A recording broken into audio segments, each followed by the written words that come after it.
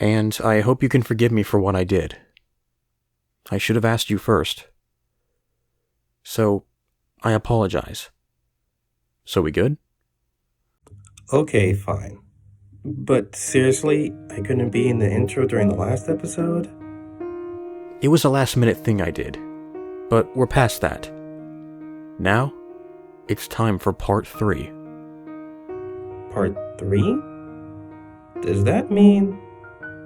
Yes, Wolf. This is it. The final story, sort of NoEnd House. Oh man, I'm excited. I'm ready for an epic finale. As am I, and I hope all of you are too. With that being said, We hope you enjoy. that's right. Enjoy.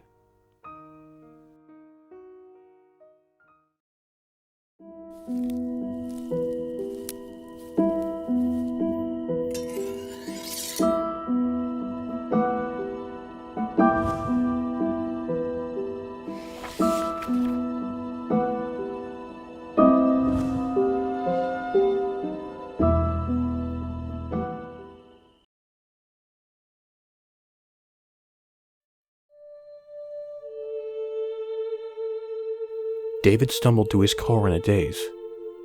The last couple of hours were a complete blur. Haunting images would sporadically cross over his mind, slowly reminding him of the hell he was now leaving behind. He felt in his pocket for his phone and dialed 911. There was no way he could explain any of this, but for some reason, his first reaction was to call. Maybe they could just come here and confirm that it's a normal house, nothing more. They could put his mind at ease, and he could go home, live a normal life with... Then he remembered. The dirt under his feet slipped around him as David tore back to the house. Maggie. Maggie was in there. As he ran, he flipped through his phone, looking at the old texts he knew he'd sent. But there was nothing. There were texts to and from Maggie, but all of them were blank. David swore under his breath as he reached the door. He tried the knob, but it was no use. With both fists, he pounded on the door, screaming Maggie's name. Nothing. His fists were red and burning, and David slumped down to his knees, palms dragging down the door as he went. After a few moments, David felt his eyes sting. He had left her in there. The woman he loved went in there to save him and took his place. He had to find a way in. There had to be another way in. David rose to his feet with renewed energy. But before he could move, he felt his phone vibrate. It was a text, and looking at the name gave him relief. It was Peter Terry. Maybe he could help. Hey Dave, you alright? Haven't heard from you in a while. Peter, Jesus, where are you? I'm in the house. I went to find you, man. I told you not to go. It's past now, whatever. But, Peter, I need to get back in. Do you know how? Go around back. There's an oak next to the house with a trap door at its base. Go through there. It's a service entrance. What? Why the fuck would this place need a service entrance? Just get to the tree, man. I'm trying to help you. David didn't have time to ask anything more. He took off running down the porch to the other end of the house, leaping over the side rail and landing in an awkward pile below. He could see the tree wasn't far. Or maybe it was. The tree was so big that the depth perception was hard to figure. And was that even there before? Yeah, he had other shit on his mind earlier. And who really takes notice of trees? But this one, it was massive. He ran up to the side, and there it was. A small wooden door on the ground below it. Like one of those old cellar doors houses used to have leading into their basements. David looked around him, and behind his back, and he wasn't even sure why he did. He just had one of those feelings. Shaking it off, David yanked on the handle. The rusted hinges groaned in protest. But after a few hard pulls, it gave way and revealed the darkness below. With a heavy sigh, David slowly made his way down. Jesus, it was dark. But soon, David was hit with a smell that put the darkness to shame. It was like burnt hair covered in shit and mold. He spit on the ground. He could fucking taste that smell. David got his phone out and turned it on to its highest brightness. It wasn't much, but he was at least able to see the surrounding walls. Looking around in the dim light, David noticed something strange. He hadn't been in too many underground tunnels, to be fair, but he assumed the walls would be dirt, mud, or something like that.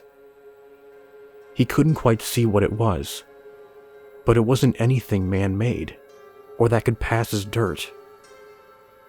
Curiosity got the better of him, and with his phone outstretched, he went up to one of the side walls. He had to get close to see it, with the phone almost touching the wall.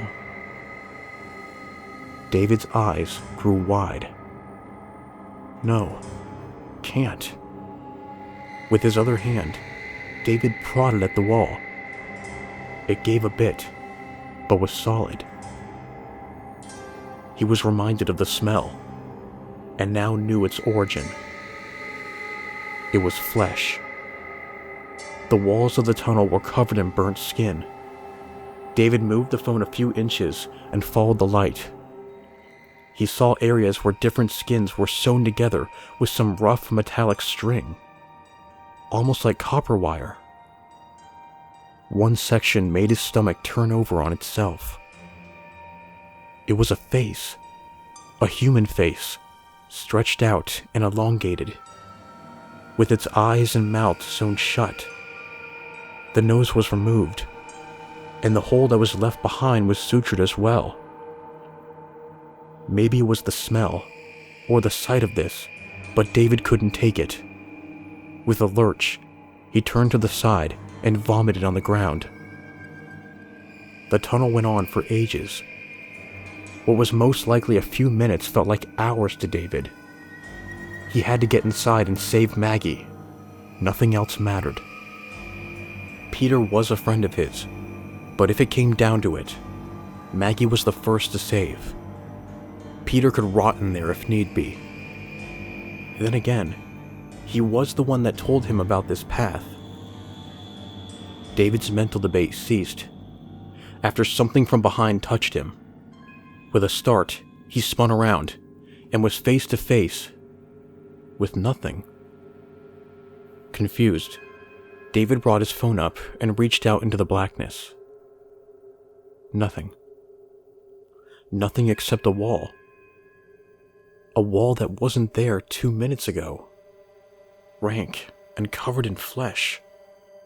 David screamed and pounded on the wall in front of him, and it gave only slightly. The hall was shrinking, trapping him in as he walked. It hit David like a train. He was in the service tunnel, but he was in the house. It had him. There was no going back. The house was pulling him in, and it was glad to see him. Earlier, this may have fazed David more than it did at that moment.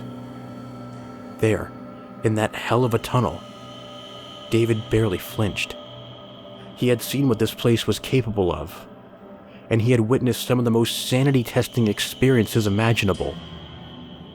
He'd seen it all, or at least he thought. As he walked, David could now hear the tunnel shrinking in from behind. The grinding, sloshing noise of flesh twisting on itself to seal him in made him feel more sick, but he only sped up his walking. After a moment, he heard something that made him stop dead in his tracks. It was a voice. A girl's. And it wasn't Maggie's. Why did you come back? Why did you come back? David stood there, frozen. The voice seemed to come from everywhere.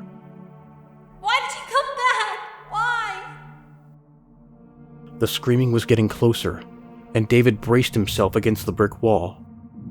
Soon he heard the thudding footsteps of someone running towards him. And then he saw her. A girl, no older than 13, running up to him, yelling her constant question. David was too stunned to react, short of just standing there. The girl ran up to him and began to pound on his chest with her fist. Hard at first, but then weakening. Like a spoiled girl hitting the ground when she doesn't get her way. Why, David? Why? Why did you come back? Why? The girl slumped to her knees in front of him, with one final hit against his leg. David stood there in shock, hands slightly raised and tensed. His fear began to ease out of him. She clearly wasn't a threat, and didn't seem to be a ghost or anything. "Hey," he began. "It's all right. Who are you?" The girl jumped slightly at his words.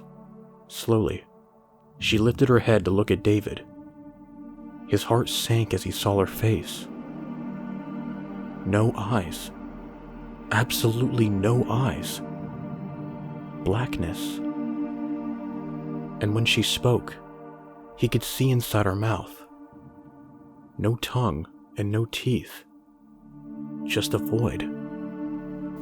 You came to save us, didn't you? The girl stood up and brushed her hair out of her face. For some reason, even taking into consideration how terrifying she should have been to David, there was something oddly normal about the girl.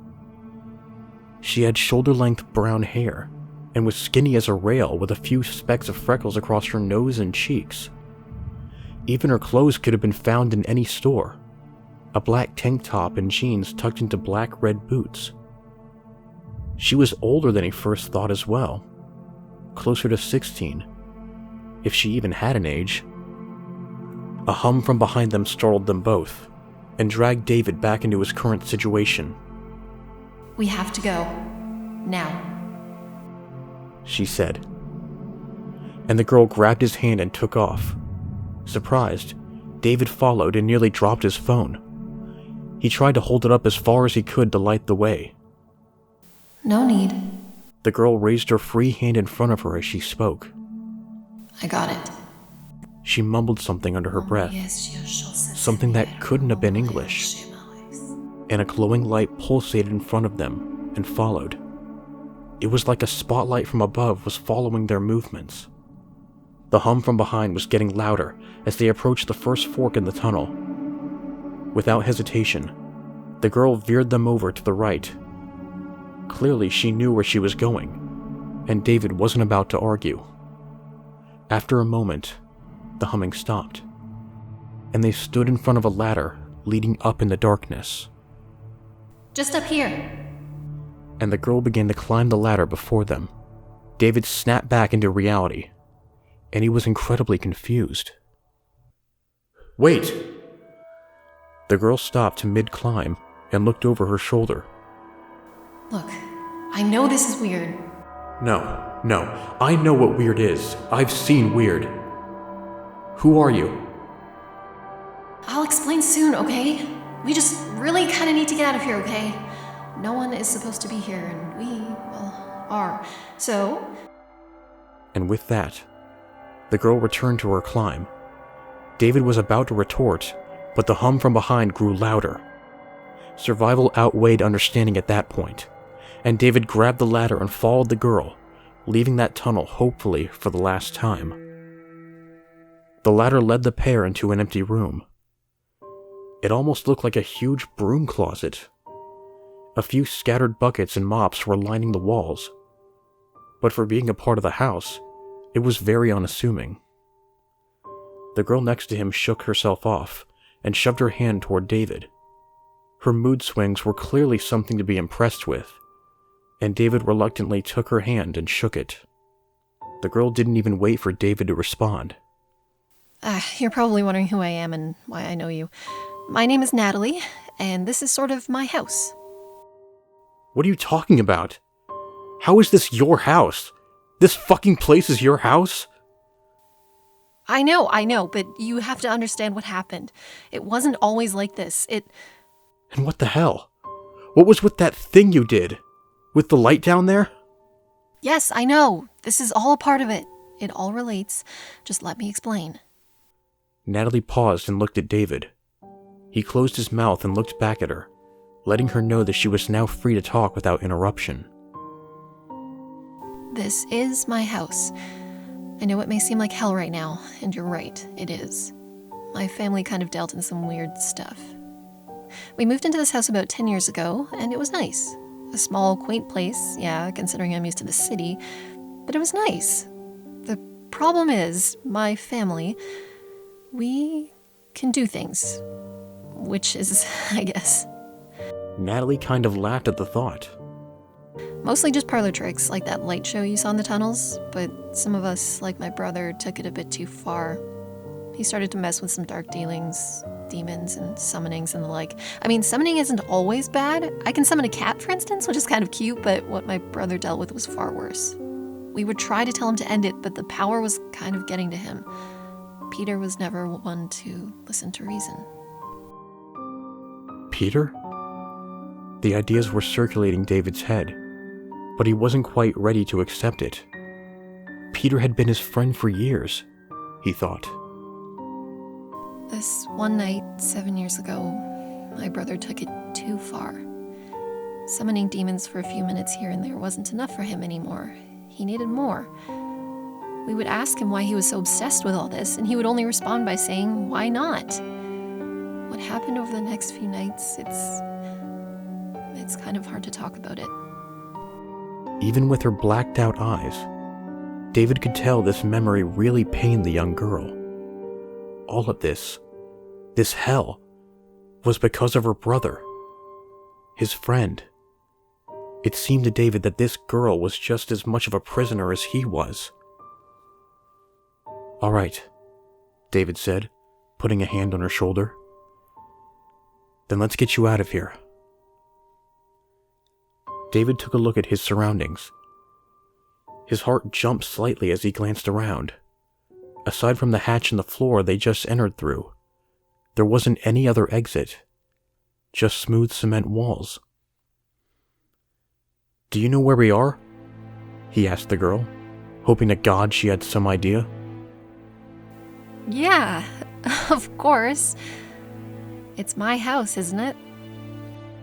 She said, with a bit too much hesitation for David's liking. And with that, she made her way over to one of the far walls. The surface of the wall was a smooth, brushed gray cement. There was no way through, no door, nothing. Natalie reached into her pocket and took out what looked to be a small piece of artist's charcoal. She pressed it to the wall and began to draw a long, swooping line about 3 feet in length. Line after line followed, and David watched in awe as the girl stood back and admired her work. David had never seen anything like it outside of fantasy movies. It was like a yin-yang mixed with a pentagram, mixed with a child's doodle. Natalie placed the charcoal back into her pocket and ran her fingers through her hair. After a moment of silence, she raised her hand and placed her right palm against the symbol, resting 2 fingers against her temple with the other. At first, David thought that she was speaking to him, but then realized that she was chanting her weird language again. Soon the symbol seemed to be vibrating, and David watched on as it began to steadily glow a deep purple. Natalie smiled to herself as she felt the wall shake before it split in 2. I've always loved doing that.